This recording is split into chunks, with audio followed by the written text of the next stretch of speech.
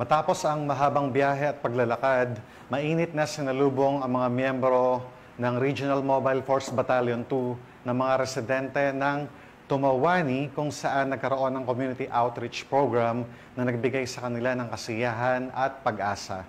Ang magandang balita ay mula kay Patrolwoman Janet Balad. Sa ilalim ng pamumuno ni Police Colonel Victor P. Pagulayan, Force Commander ng Regional Mobile Force Battalion 2, matagumpay na isinagawa ang isang community outreach program sa Barangay Antagan 1st, Tumawini, Isabela. Katuwang ng RMFB2 sa nasabing programa si Mr. Florante Bailon, Pangulo ng Pagmamahal alay sa AGTA, at ang 201st Maneuver Company na pinamumunuan ni Police Lieutenant Marverick E. Bigares. Layunin ng aktibidad na ito na may padama ang malasakit at serbisyo ng kapulisan sa mga mamamayan, lalo na sa mga nangangailangan ng tulong at suporta sa komunidad.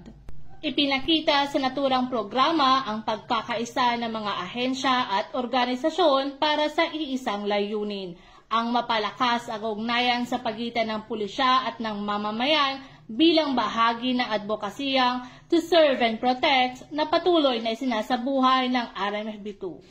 Mula dito sa Lambak ng Cagayan, ako ang iyong PNN correspondent, Patrolwoman Janet Balad, alagad ng batas, tagataguyod ng Balitang Pulis.